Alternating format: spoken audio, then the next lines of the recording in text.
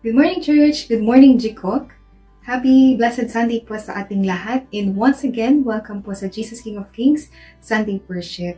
Ayan, pwede bang pakibati po ng good morning yung mga kasama niyo dyan sa bahay? And kung saan man po kayo naroon ngayon na nagpe-praise and worship, ayan, good morning po sa inyong lahat. And today po, as we start, allow me to share po muna sa inyo itong powerful word na binigay ni Lord sa akin. And I pray na kung paanong na-bless po ako, ma-bless din po kayo. Medyo mahaba lang po yung babasahin natin, but I just want to read everything po kasi talaga namang nung binabasa ko po siya is, I really felt po yung love and anointing ni Lord sa bawat salita po na binabasa ko. So samahan niyo po ako sa Psalm 147, NLT version. Amen? Praise the Lord! How good to sing praises to our God! How delightful and how fitting. The Lord is rebuilding Jerusalem and bringing the exiles back to Israel. He heals the brokenhearted and bandages their wounds.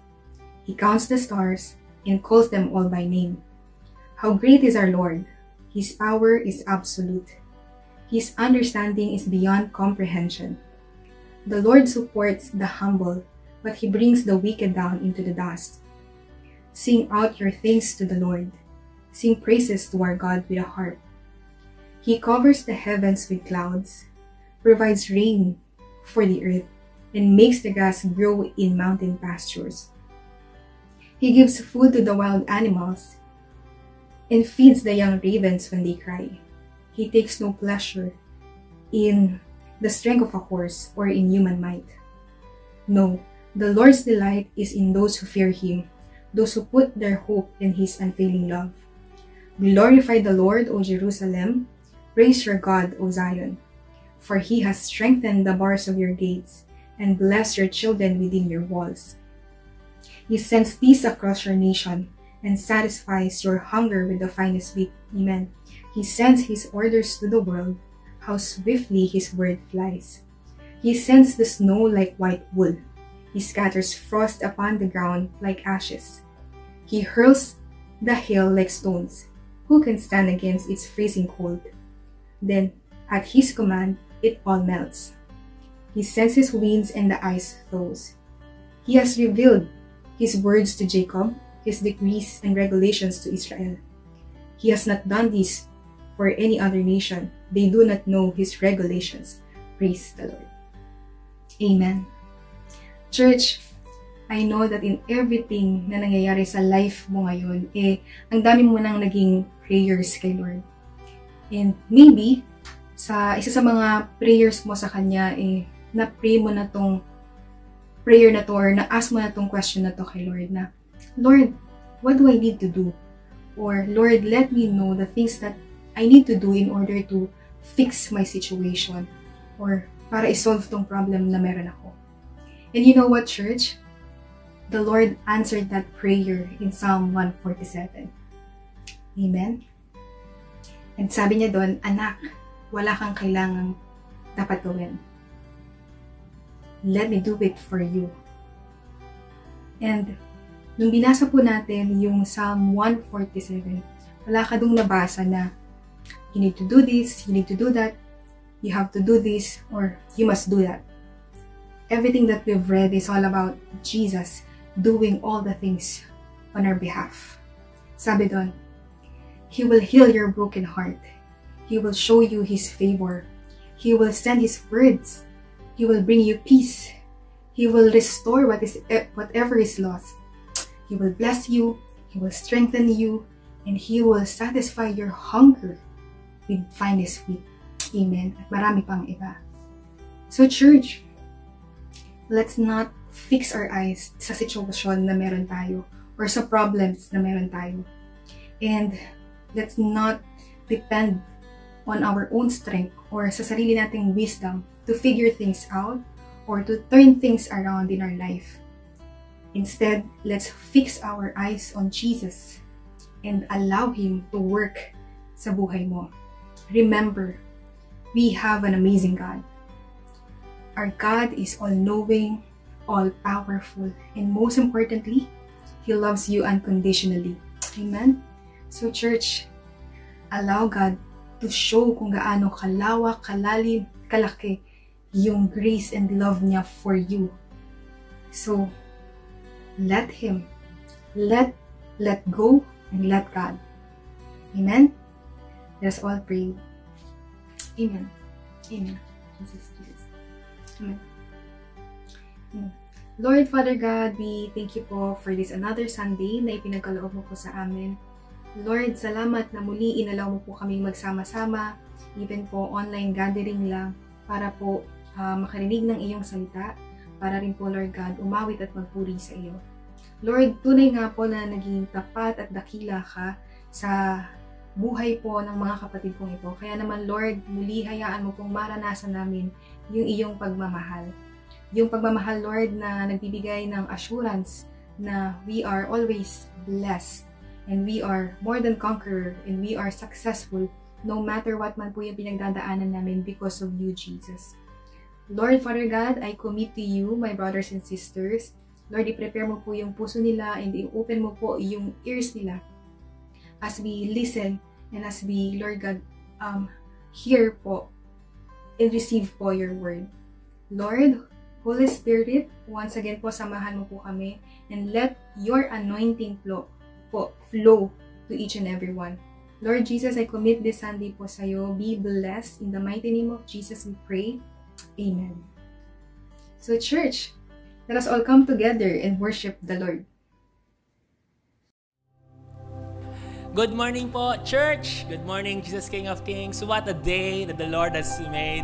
And alam niyo po, we will always rejoice and be glad in it. Amen. Sabi po ng Bible, to enter His gates with thanksgiving and enter His courts with praise. Kahit po wala po tayong physical gate na pinapasukan ngayon, you know what, our very houses, kung saan man tayo right now nag-worship before the Lord, it is the very throne of God, His very courts. And right now, can I just encourage you?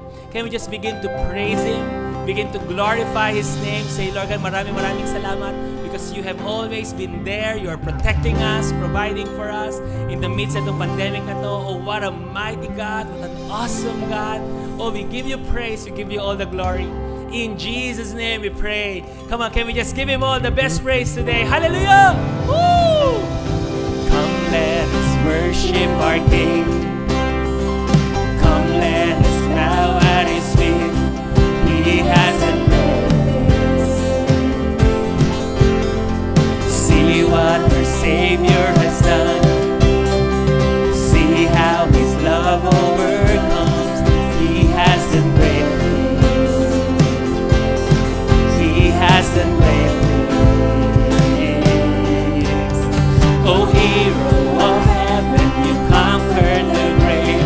You free every captive and break every chain.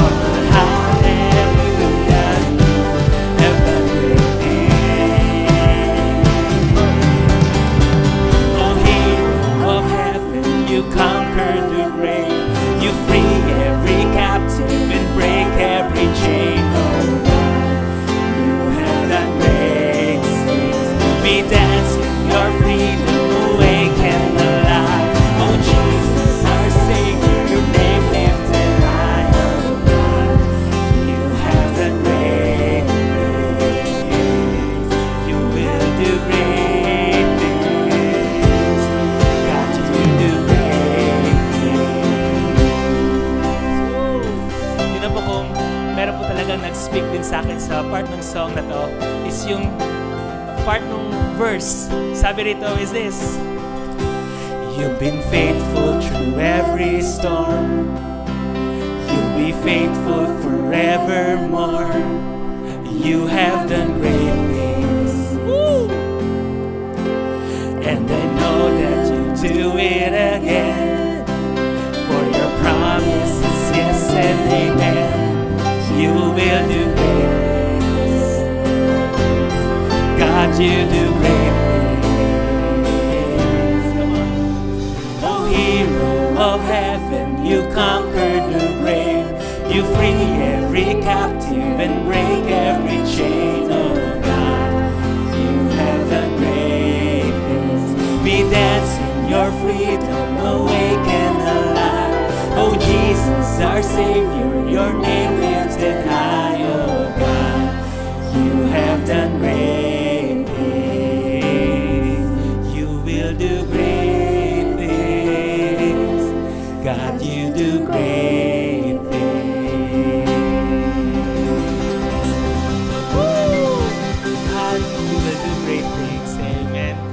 Ask for my wife to just commit it kay Lord today. Amen. Amen and amen. Father God, I thank you because you are the God who remains the same. You are the same God of yesterday, today, and forever. And Lord, kung paano po sinabi ng song na to, that you have done great things and you will do great things. And I know, dear God, na sa aming pong mga buhay, sa aming family, sa aming church, dear God, mararanasan namin great things upon great things yung gagawin mo po sa buhay namin. And Lord, ngayon pa lang, we are declaring that you are faithful to fulfill every promises na sinabi mo. Because in you, Christ, it is yes and it is amen. I'm sealing it, dear God. In Jesus' name, I pray. Amen and amen.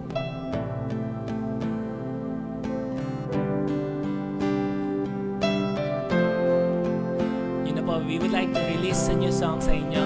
It has ministered to us in a lot of ways. Amen. Medyo deep lang po yung lyrics, but you know, but amazing, amazing God. Especially today sa mga may pinagdadaanan. The Lord is saying, in high, in low, I am with you, anak.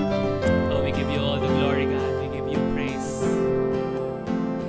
Oh, how high would I climb mountains, if the mountains is where you hide, and oh how far I'd scale the valleys if you grace the other side, and oh how long will I chase rivers from lowly seas to where they rise against the rush of grace descending from the source of its supply.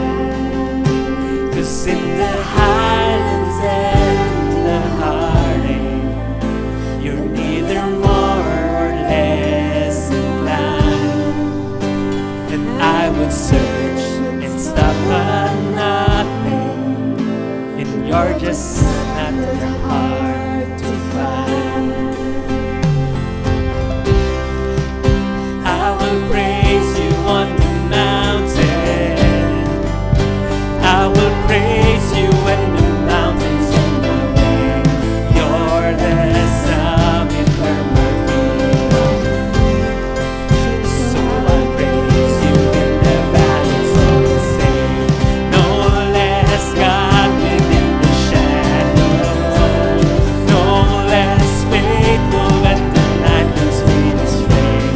You're the heaven where my heart is. In the highlands and the heartache all the same. Oh, oh, oh.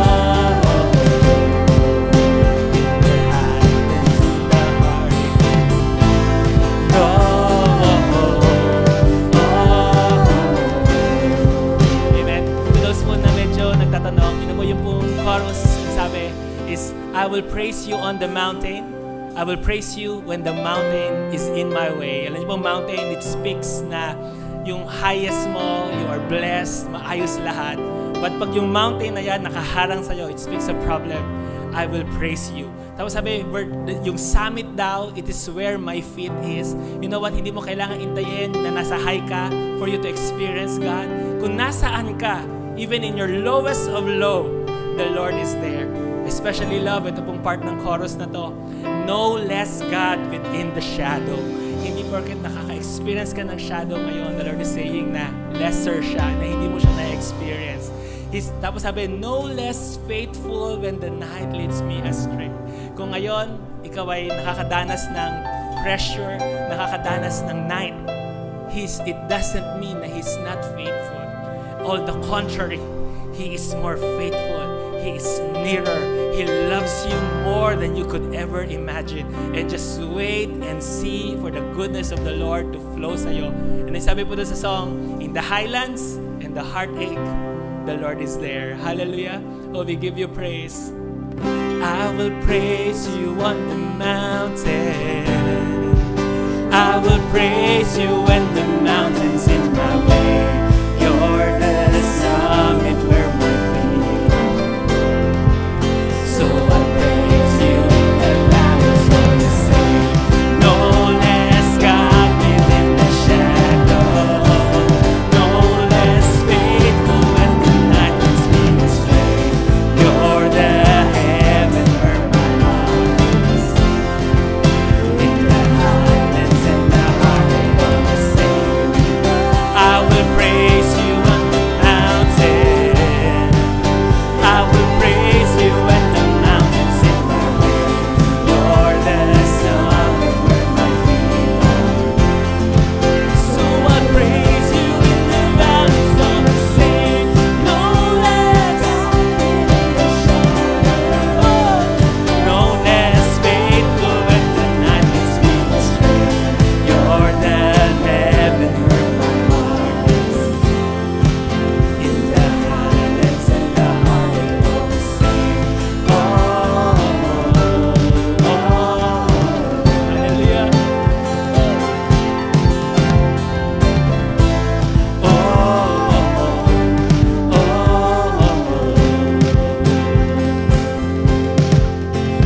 Oh, how far in your glory, and that's your kindness extend the path from where your feet is on the sunrise to where you sweep the sinner's last. And oh, how fast you come running, if just a shadow and I trace my steps to all my failure and walk me out the other side. For who could dare ascend the mountain, the valley hill of Calvary, but for the one I call Good Shepherd, who like a lamb was slain for me. I will praise you on the mountain. I will praise you at the mountains in my way. You're the summit where my feet are. Come on! So I praise you in the valleys of the same. No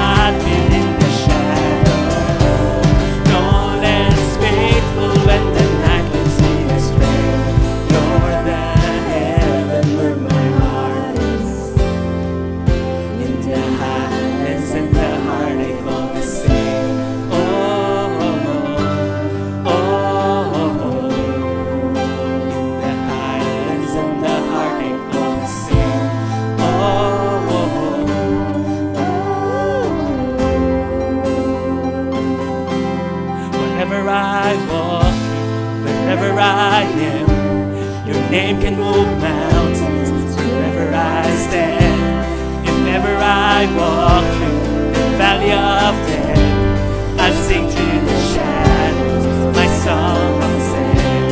Whatever I walk through, whatever I am, your name can move mountains. Wherever I stand, if ever I walk through the valley of death, I sing through the shadows my song of ascent. My song of ascent.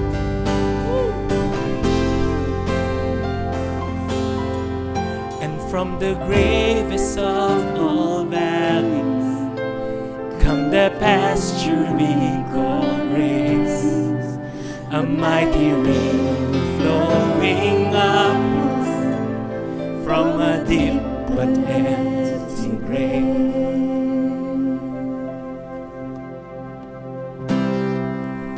I will praise you on the mountain, I will praise you when the mountains in my way. You're the summit where my feet are. So I praise you in the valleys of the same.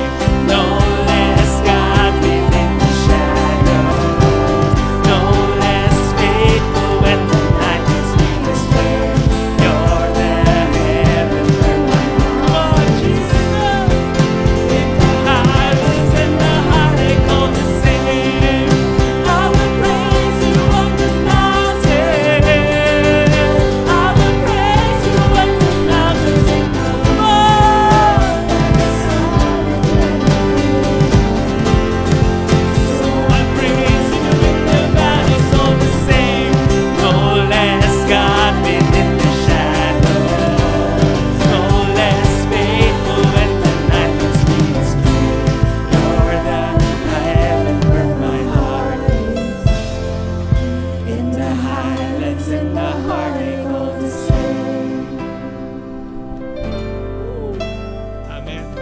Ano ba, sarap lang po sabihin towards the Lord. No less God within the shadow, no less faithful when the night leads me astray. You're the heaven where my heart is. In the highlands and the heartache all the same. No less God within the shadows, no less faithful when the night leads me astray. You're the heaven where my heart is. In the highlands and the heartache all the same.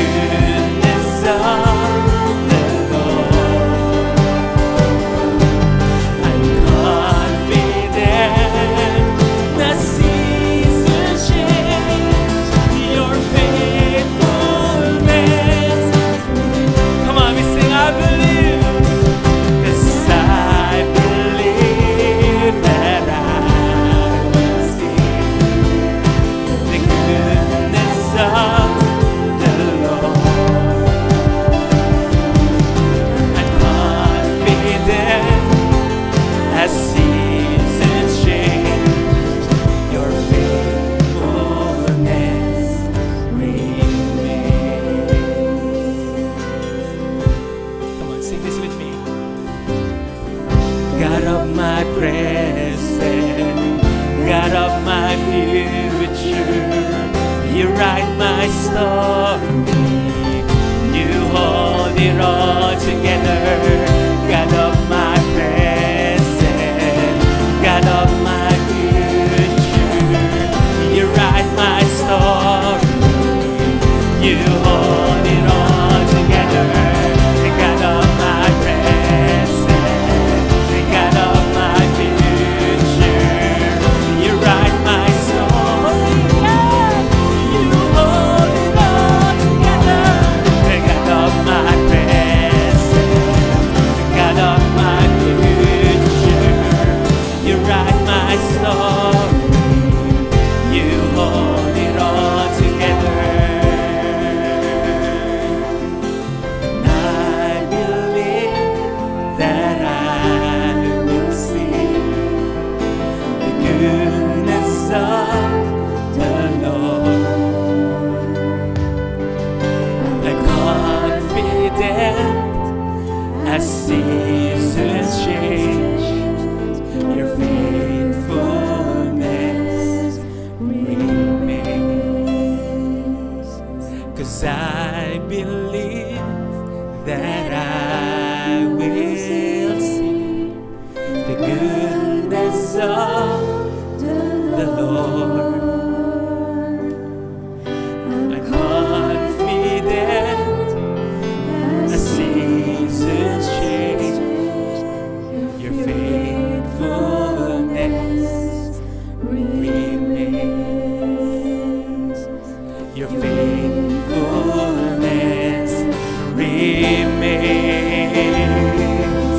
Your faithfulness.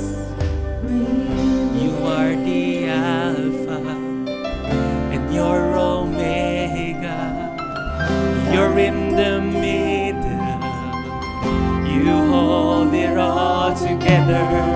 You are the Alpha and you're Omega. You're in the middle. You hold it all together. You are the Alpha and you're Omega. You're in the middle. You hold it all together. You are the Alpha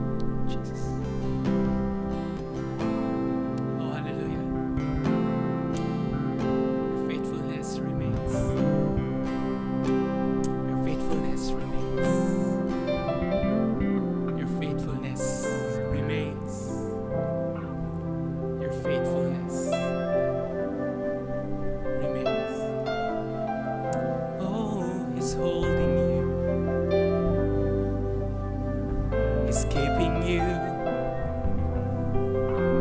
He's supplying all your need. He's ever faithful to you. He's faithful to you.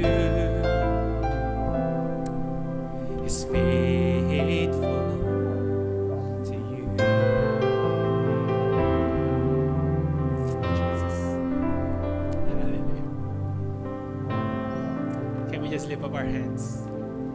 'Cause I believe that I will see the goodness of the Lord. I'm confident as seasons change, your faithfulness remains. Hallelujah. Come on, church. Woo! Come on, we lift him up. We lift him up. Oh, hallelujah. Father God, maraming salamat for this day. For allowing us through the song na ma-remind na, Lord God, you are God of the mountain and you are God of the valley. Lord God, sa on the mountain na kami po ay on high, kami ay blessed, kami, Lord God, ay nakakaranas ng samot-saring favor, we will praise you. But Lord God, on the valley, kung saan it's low, kung saan, Lord God, even the shadow of death, Lord God, right now, maraming salamat. Dahil sinabi mo, you are still with us. Lord God, your faithfulness remains. Lord God, your faithfulness is there. You're no lesser of a God kapag kami, Lord God, ay nakakaranas ng problema. But on the contrary, the more namin nakikita yung goodness mo, yung faithfulness mo, yung iyong favor na nag-flow sa amin. Father God, I commit to you my brothers and my sisters. Commit to you this worship. Commit to you the word that we are about to receive. Thank you, Lord God, because you're about to give unto us, Lord, such life, such word that will empower us, equip us, and stir up our hearts. We thank you so much. In Jesus' mighty name. And all God's people say, Amen and Amen and Amen. You may now take your seat po, mga kapatid, as we listen to the word of the Lord. Praise God.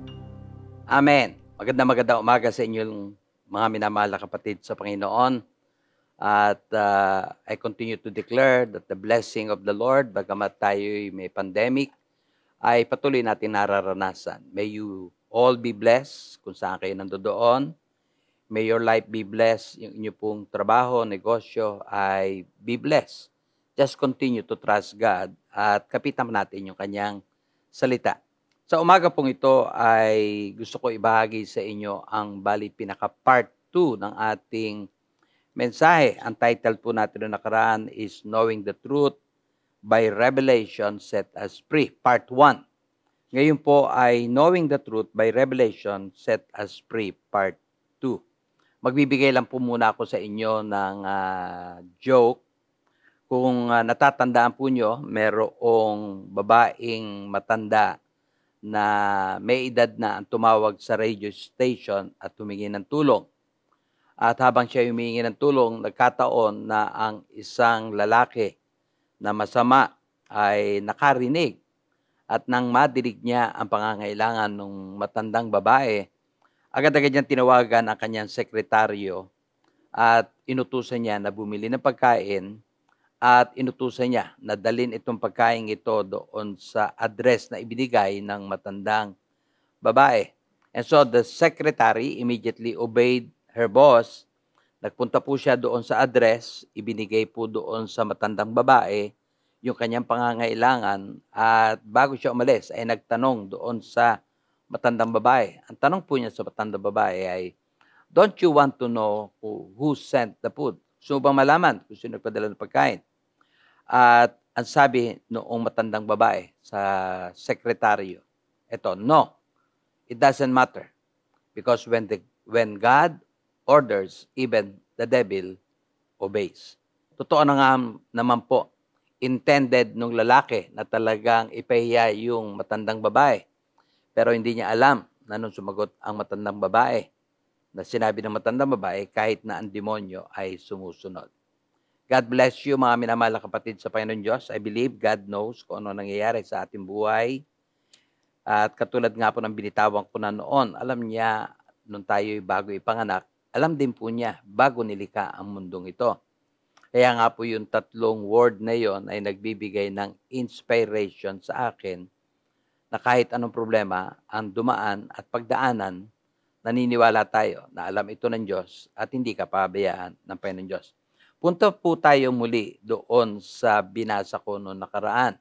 If you can still remember, the passage na binuksan po natin noon is found in John 8, verse 32. And you shall know the truth, and the truth shall make you free.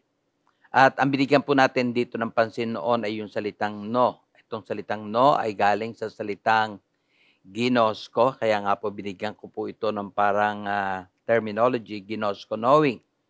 At pag tinignan po natin ang salitang ginosko sa Greek Bible, you will find out, makikita mo, na ang ibig na itong sabihin ay allow, be aware of, feel, be sure, perceive, have knowledge, be resolved, can speak, understand. Bagamat 5 lang po ang binigyan natin ng pansin dito, ay pinakita ko sa atin ang ibig sabihin ng ginosko, knowing. Lumalabas ngayon kung talagang ilalagay natin sa tamang pananalita. Ang John 8:32 ay lalabas na ganito. Ito po yun. And you shall allow, papahintulutan mo ang word, be aware, malalaman mo, maintindihan mo, feel, mararamdaman mo, be sure, magiging sigurado ka, tiyak na tiyak ka, perceive, have knowledge, be resolved, can speak, and understand the truth, and the truth shall make you free. Nakita po natin, napag-alaman po natin na ang tinuturo diyan na kaalaman na meron tayong malalaman ay yung talagang alam na alam mo, napipil mo, siguradong sigurado ka doon sa isang bagay na natutunan mo. Parang katulad po ng relasyon meron po ako sa aking asawa. Kilala naman po ninyo aking may bahay, Pastora Cora. Kilala ko siya at mas kilala ko siya kaysa sa iba sa inyo. At mas kilala ko siya kaysa pagkakaalam ng aking anak na si Tim at si Grace. Yan po yung tinutukoy ditong salitang no, and you shall know. I pray to God na maiintindihan po natin ano man po yung ating salita na pinanghahawakan. Like kunyari, kiniklaim nyo long life, alam na alam mo yon. Kabisado mo yon. Naiintindihan mo yon. At hindi mo lang naiintindihan, you will come to the point na talagang you will really believe yung pinanghahawakan na pangako ng Panginoon Diyos. Amen po ba? Yung po ay kagalingan, yung po ay long life, yung po ay maraming mga bagay. At gusto ng Panginoon Diyos, hindi mo lang alam na you can recite at pwede mong banggitin, kundi talagang ano man ang dapat matutunan tungkol doon sa pangako niya na pinanghahawakan mo ay alam na alam mo. Now, bigay ko lang po sa inyo, pansamantala, yung kalayaan. Kasi dito ho binabanggit, may malalaman kang katotohanan, mamaya tatalakayin ko yung katotohanan, at ang katotohanan na to ang magpapalaya sa iyo. Bigay ko lang po muna sa inyo for a while ang mga katotohanan na natutunan na natin. And I hope ito'y totoo na sa bawat isa sa atin. Una, freedom from sickness. Mababasa mo to sa 1 Peter 2:24 sa huling bahagi. By whose stripe, lagay niyo po doon sa huling bahagi lang, you were healed. At nagpapasalamat ako kay Lord dahil kasi pinaranas niya sa akin to, pinag-aralan kong mabuti yung ginawa ni Kristo, kamatayan niya on the cross. At doon pala sa kanyang kamatayan, isinama niya lahat ng aking karamdaman. And so I'm so thankful to God kasi pinaranas niya sa akin ang kanyang kagalingan. Amen. Pangalawa, freedom from sin and death, for the law of the Spirit of life in Christ Jesus has made me free from the law of sin and death. Pinalaya na tayo na tinanggap natin si Kristo sa batas ng kautusan ng kasalanan pati ng kamatayan. Kaya hindi po tayo natatakot mamatay. And we believe itong kamatayang ito'y darating sa atin pagka yun po talaga ay itinakda na ni Lord. And don't worry mga minamahal na kapatid sa Panginoon Diyos, kahit ano ang nagaganap ngayon sa paligid, long life pa rin ang ibibigay ng Lord sa iyo. Only if you believe. and you know and you claim na talagang long life ang ibinibigay ng Panginoon sa bawat isa na nakakilala sa Kanya. Pangatlo, freedom from all curses.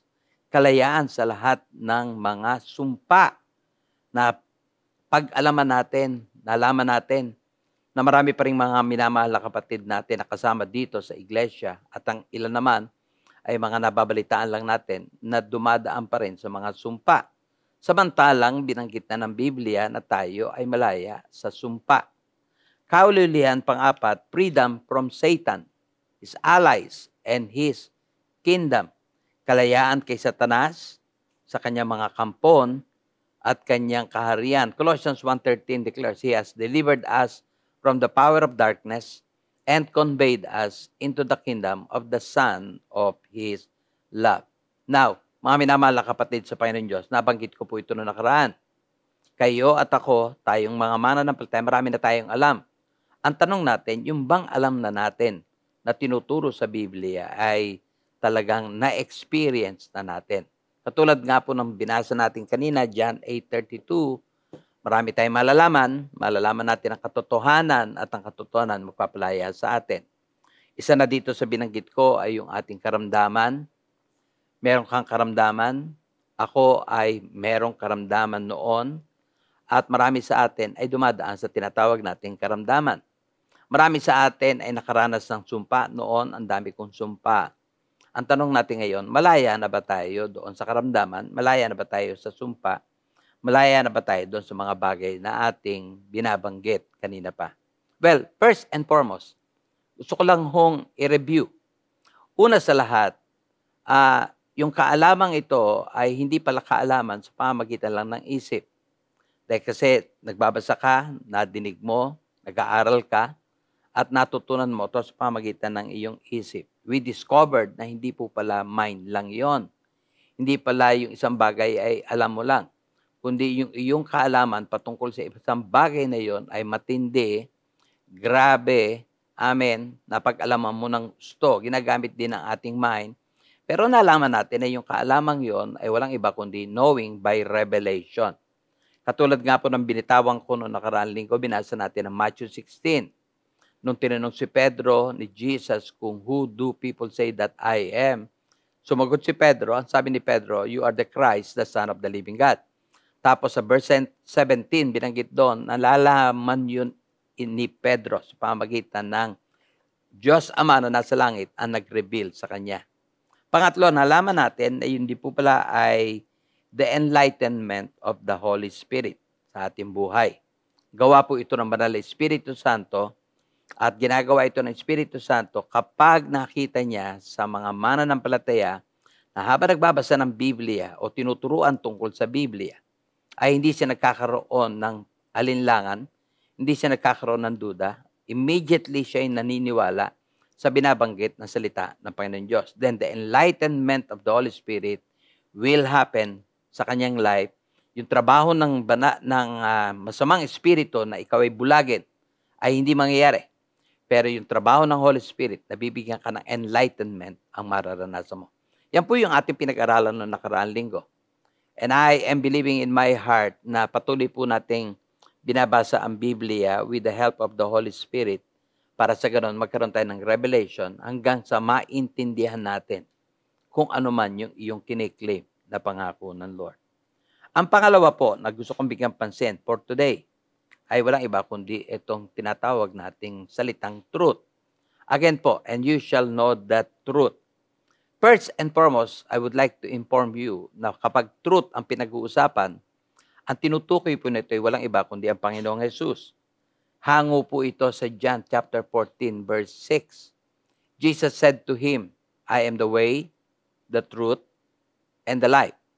No one comes to the Father except through me. Ito pong talatang ito ay tumutukoy sa Panginoong Jesus dahil siya ang nag-declare na siya daw ang truth, siya ang way, siya ang life. Amen? So balik po tayo diyan sa John 8:32 na babasa natin. Ano ang nakalagay diyan? And you shall know the truth, and the truth shall make you free. Amen? Ngayon, kung i-apply po natin yung verse na binasa natin kanina, o i-apply po natin yung Jesus diyan sa truth na yan, lalabas ganito. And you shall know Jesus, and the truth shall make you free. Meron ba tayong mga talata na magpapatotoo na si Jesus ay nagpapalaya? Meron po. Ulitin ko po.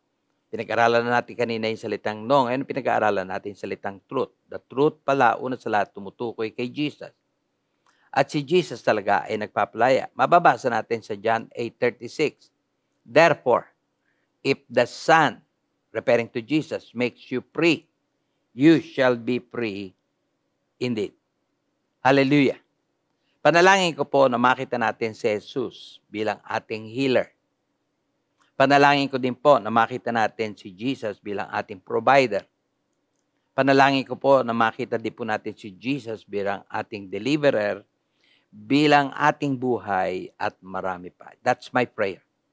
Amen. At kung ikaw ay ililit na God, mag-pray ka, taas mo kamay mo, mag-pray ka, Lord, ngayon ko nalaman na ikaw pala ang aking healer. And so focus on the Lord Jesus because siya ang iyong kagalingan. Ito ang dahilan bakit nanalangin si Pablo sa Philippians 3:10. Ito po yung prayer niya. That I may know Him and the power of His resurrection and the fellowship of His suffering, being conformed to His death. Una sa lahat, ang sabi niya, that I may know Him, hindi ko na ho babanggitin lahat. Babanggitin ko lang itong una at saka pangalawa, and the power of His resurrection. Amen. Kaya pala napakahalaga kay Pablo na makilala pa. Kaya take note. Anong umpisang verse natin? John 8:32, and you shall know the truth, you shall know Jesus.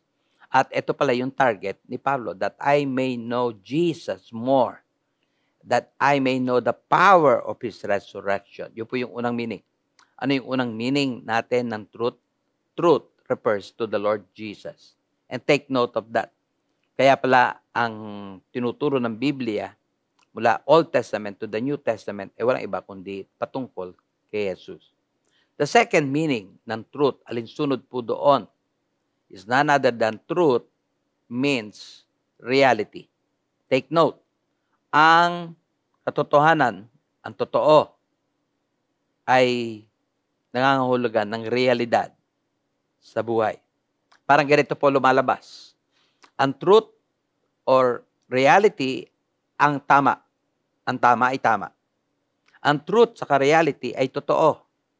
Ang totoo ay totoo. Ang truth sa reality ay tunay. Amen? Sa wikang Ingles, pwede po nating i-explain na ang truth, kung paano sinabing reality, babibigay ko naman ngayon patungkol sa reality. Ito ay confirming to reality. Sumusunod, tumutulad sa katotohanan, sa tunay sa katotohanan. Sa ibang books, ang reality ay inexplain bilang absolute reality. Pag sinabing absolute reality, ibig sabihin lubos, tiyak, ganap na katotohanan. Which simply means, right now, take note ang truth sa reality ay halos pareho. Iba nga lang ang spelling, pero iisa lang sila ng kahulugan. Take note, please. It is true, number one, and it is real. Pag sinabi kong ito ay true, ito ay tunay. Pag sinabi kong ito ay real, ito ay totoo, tunay na tunay. Amen? So dito madidiscover natin, hindi mo pwede paghiwalayin ang truth sa reality. Because reality is related to the truth. Truth is related to reality. My God, huwag niyo hong ihiwalay. Once nalalaman mo na ang truth ay si Jesus, so si Jesus mismo ang ating reality. So ang tanong natin ngayon ay eto. Naituro ko na po ito at paulit-ulit ko ito ituturo para lamang makuha po ninyo na talagang totoong gusto ni Lord na magpagaling. Totoong gusto ni Lord palayain tayo. At dito tayo magpo-focus. Gusto ko ipakita sa inyo ang ginawa ng Lord sa akin, ginawa ng Lord sa marami, paano ito'y magiging totoo sa iyong buhay. So ang tanong ngayon, amen, what is reality in relation to Bible truths? When I speak of Bible truths, may Bible tayo, at sa Bible natin, siguro wag na tayong humiwalay doon sa ang daming binanggit tungkol sa ginawa ni Kristo. Amen? Sa lahat ng binanggit ng Bible tungkol sa ginawa ni Kristo, yun po ay reality. Yun po ay totoo. At ipapakita ko sa inyo na ang dami nating nararamdaman, nararanasan, At kung doon ka nakatingin sa nararanasan mo, nararamdaman, yun po, kapatid, mahal na kapatid sa Panginoon, ay hindi totoo. Pero kung mararanasan mo today, na kung ano yung nababasa mo at paniniwalaan mo at doon mo ngayon titignan ng buhay mo, hindi pwedeng hindi ka makakarating sa katotohanan. Yun ang totoo. Meron ako nararamdaman, nararanasan. Yung mga nararamdaman, naranasan mo ay hindi totoo. Ang sinabi ng Biblia, ang totoo. Are you hearing this? Amen. So ngayon, ang tanong natin, ano ba ang reality in the relation to Bible truth? So focus on Bible truths. Focus on what the Lord has done. Focus on what the Lord has provided. Ang sabi po dito, explanation dito, bigay ko po sa inyo. Reality is what I actually am before God as a result of the finished work of Jesus. Tagalogin ko po sa simpleng paraan para maintindihan nyo. Ang realidad, ang totoong ikaw dahil sa nagawa ni Kristo. Nadinig po ba ninyo yan?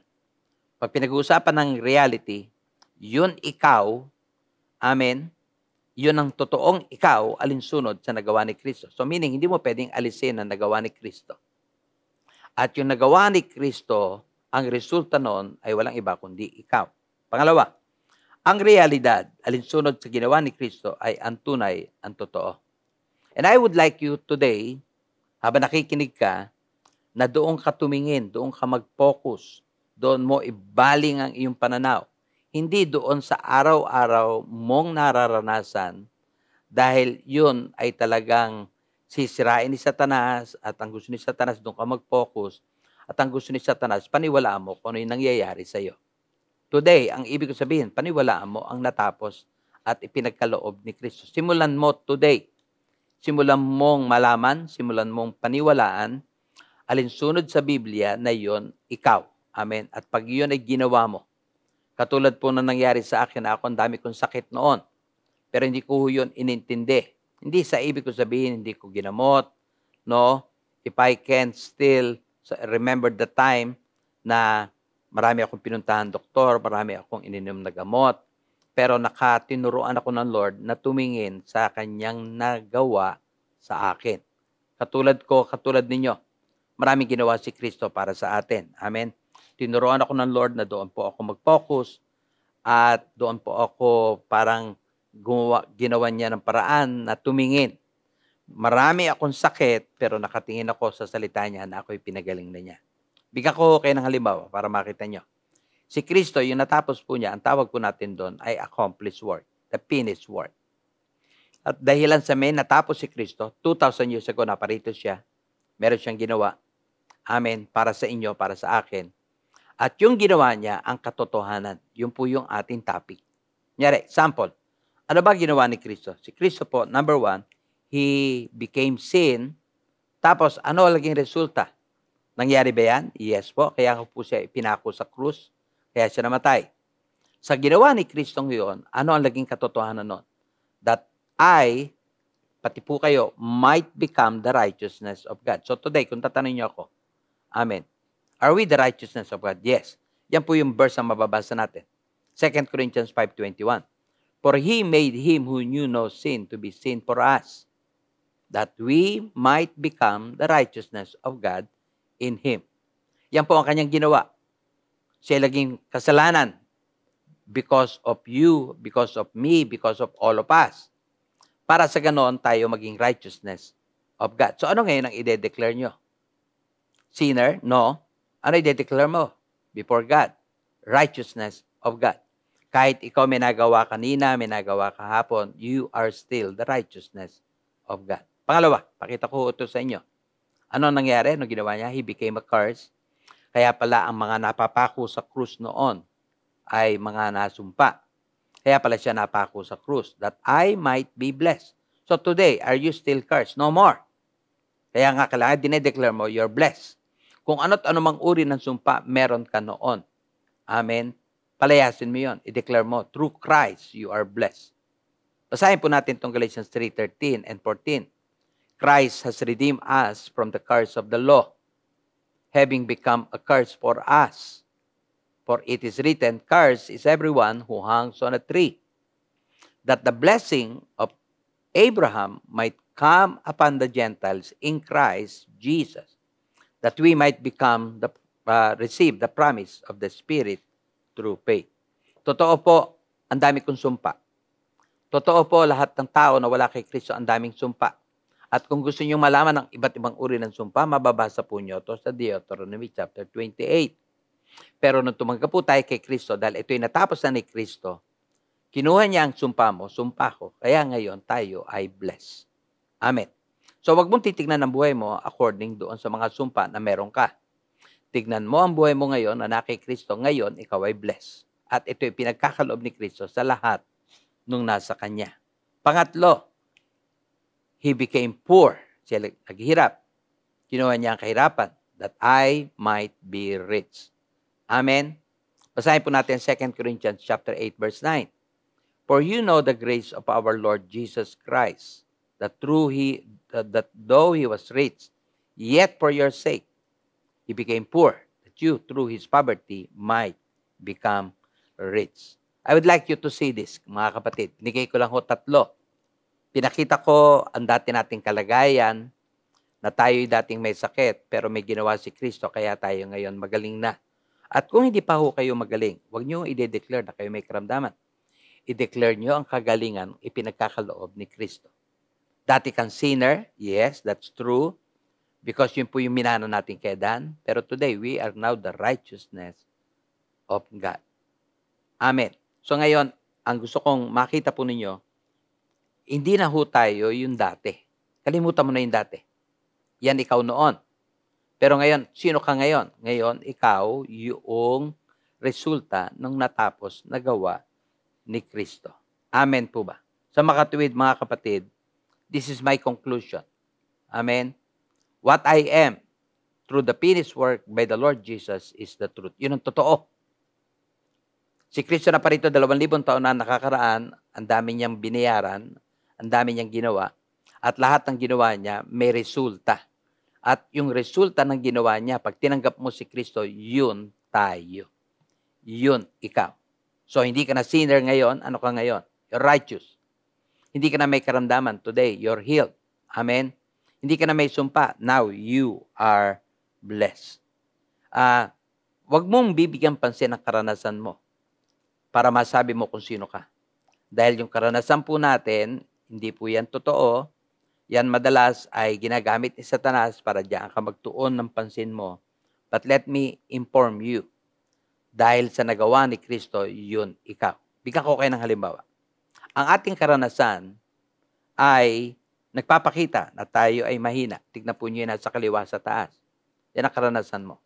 Pero pag binasa mo ang Biblia at binasa mo ang ginawa ni Kristo, the Bible declares you are strong. That's who you are. Kung ngayon kunyari nanghihina ka ngayon, nanlalata, pero ano sabi ng Biblia, you're strong. So paniwalaan mo, malaman mo to, paniwalaan mo, at ibuhay mo. Magugulat ka na lang, ganyan po ang nangyari sa akin many times. Nangyari po yan sa akin sa Israel, ako'y hinang-hina. But when the Lord reminded me that I am strong, bigla hong nawala yung aking kahinaan, at bigla akong naranasan yung kalakasan, pinagkakaloob niya. Bigyan ko pa ho kayo ng pangalawang halimbawa. Ang ating karanasan ay nagpapakita na tayo ay talunan. Yung tignan po ninyo yung sa kanan. Talunan ka ngayon, maybe kahapon, at maraming pagkakataon, talunan ka. Pero ano sinasabi ng Biblia? The Bible declares we are victorious. Ikaw ay tagumpay. Yan ang sinasabi ng Biblia. Alin ba papaniwalaan mo sa dalawa?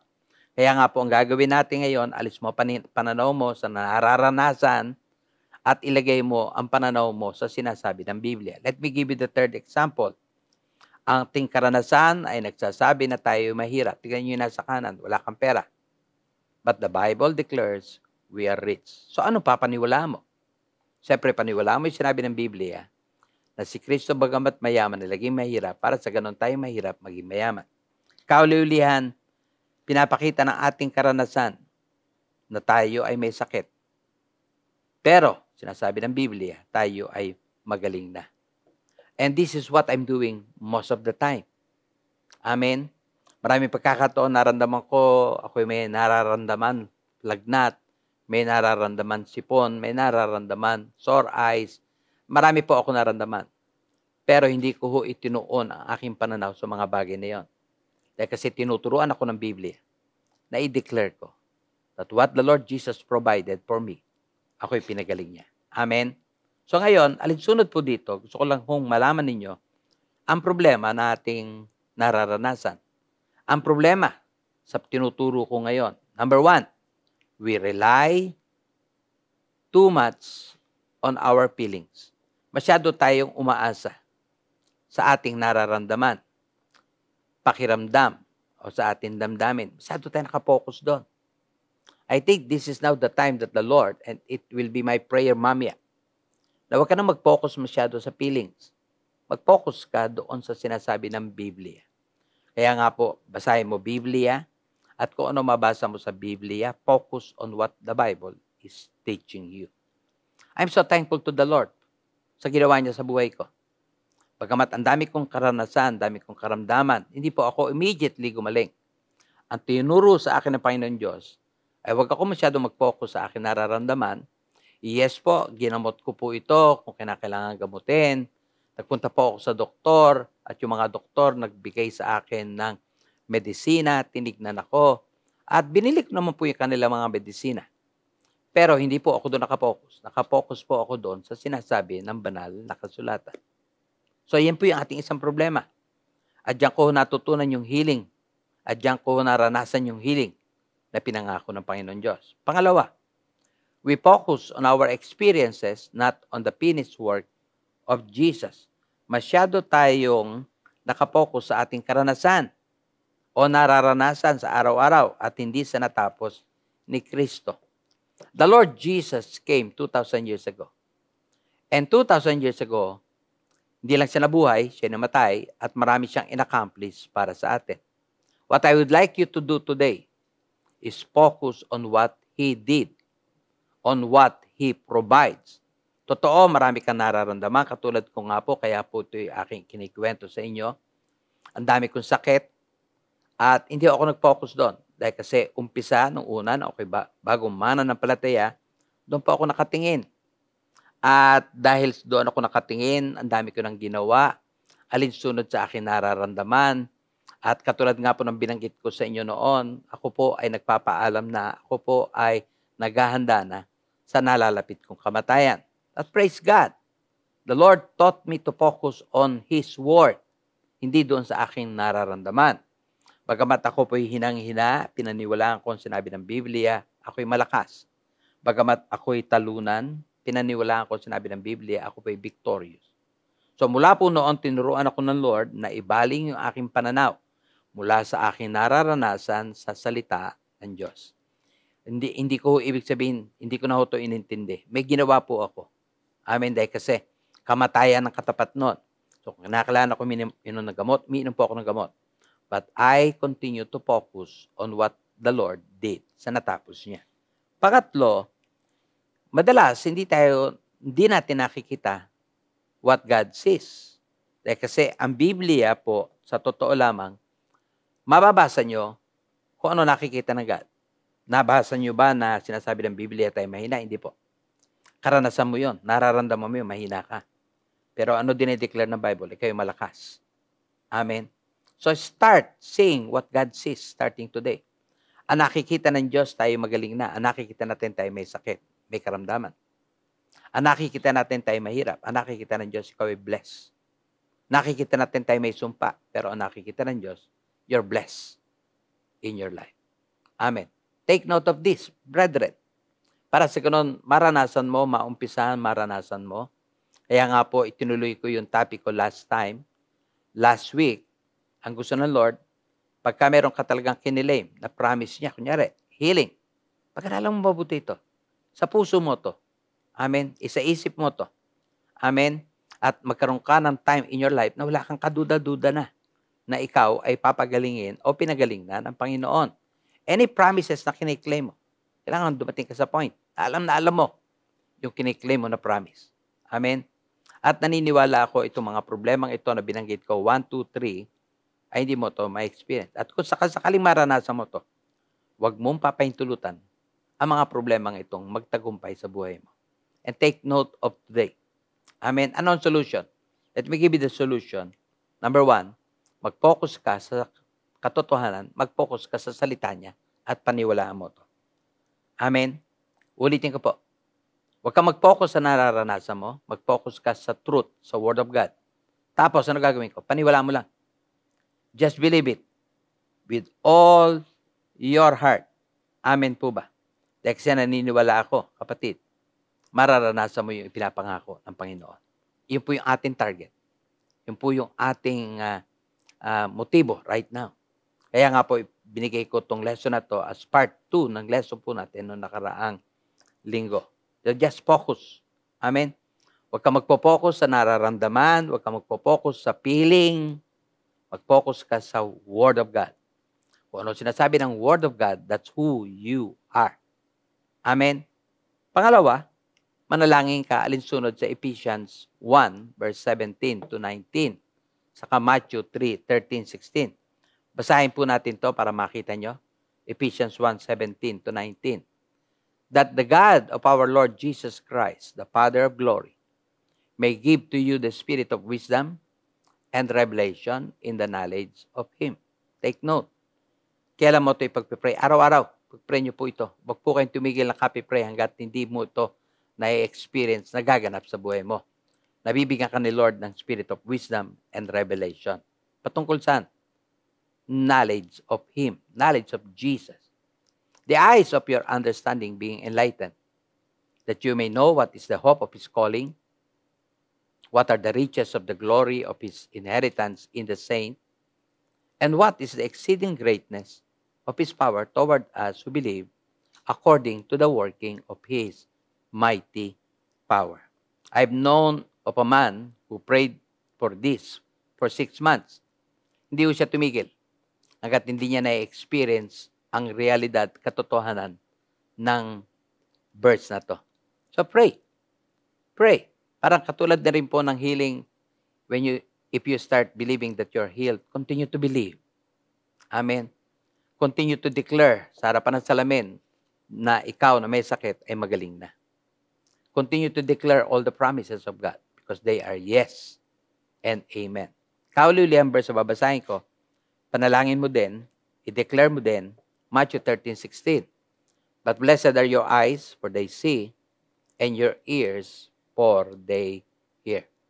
Mga kapatid, mga minamahal na kapatid sa Panginoon, beloved of God, kaya ko to binigay sa inyo ngayon para malaman nyo na ang dami nating kine-claim na promise.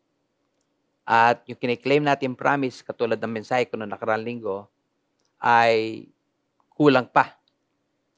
So, meaning, ang ibig ko sabihin noong nakaraan, pag-aralan mo talagang mabuti. Ilagay mo sa puso. Kang titigil. Katulad ng pinagawa ng Lord sa akin.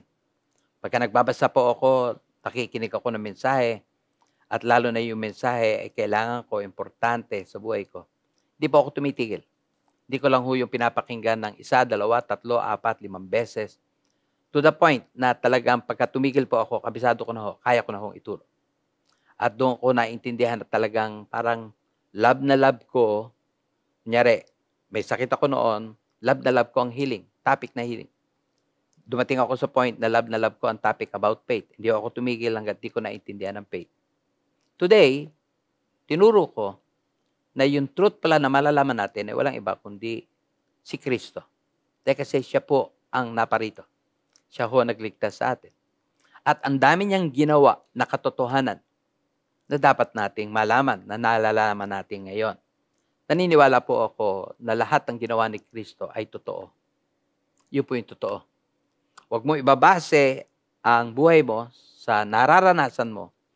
Ibase mo ang buhay mo sa natapos na gawa ni Kristo. As far as the Bible is concerned, ikaw na nakikinig sa akin, binayaran niya na lahat ng sumpa mo.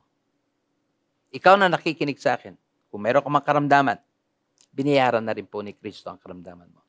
As far as the Bible is concerned, today, sa nagawa ni Kristo, hindi ka sinner. You're now righteous. Hindi ka weak. You're strong.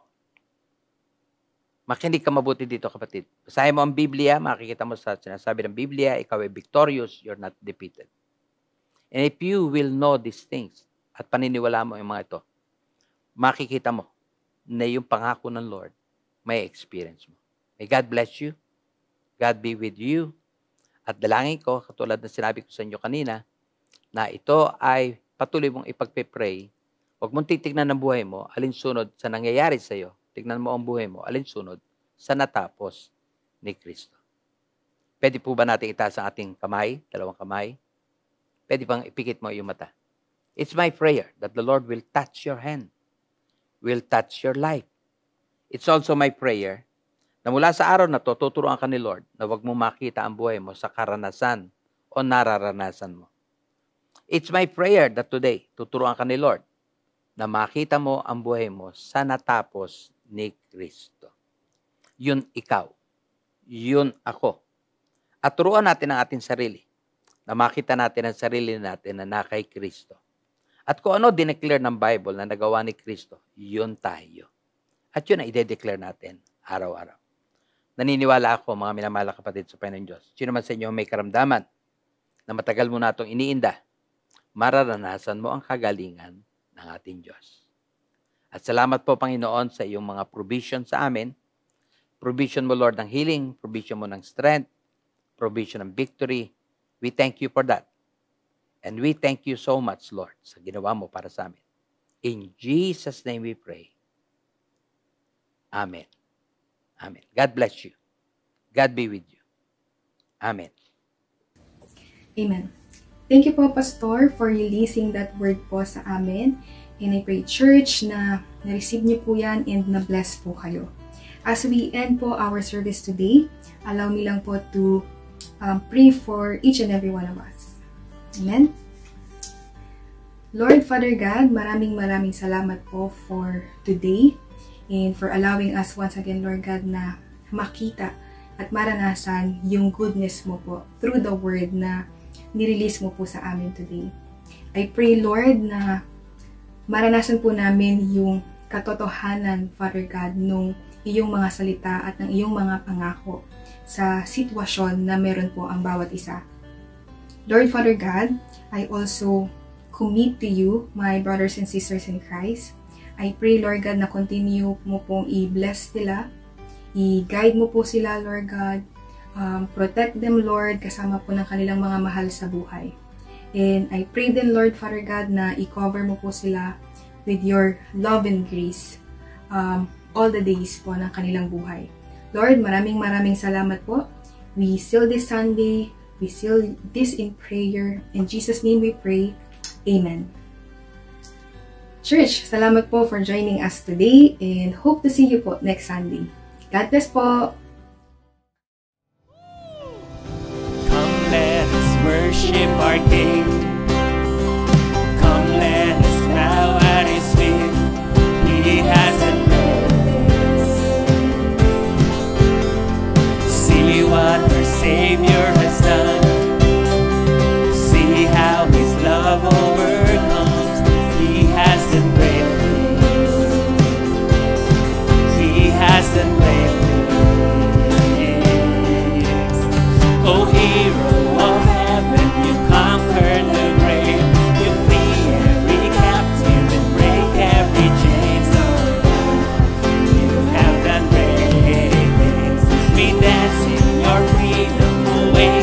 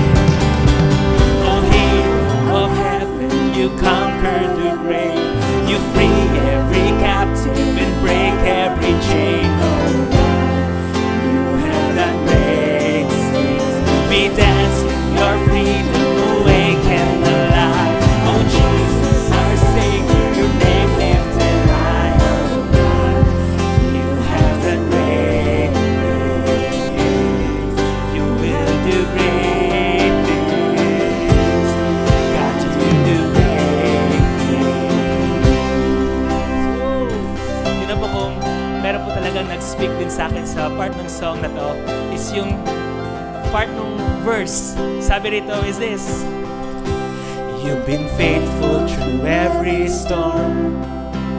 You'll be faithful forevermore. You have done great things. Woo! And I know that you'll do it again. For your promise is yes and amen. You will do great things.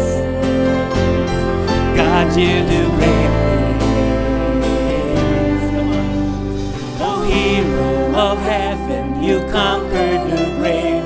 You free every captive and break every chain. Oh God, you have done great things. We dance in your freedom, awake and alive. Oh Jesus, our Savior, your name lifted high. Oh God, you have done great things. You will do great things. God, you do great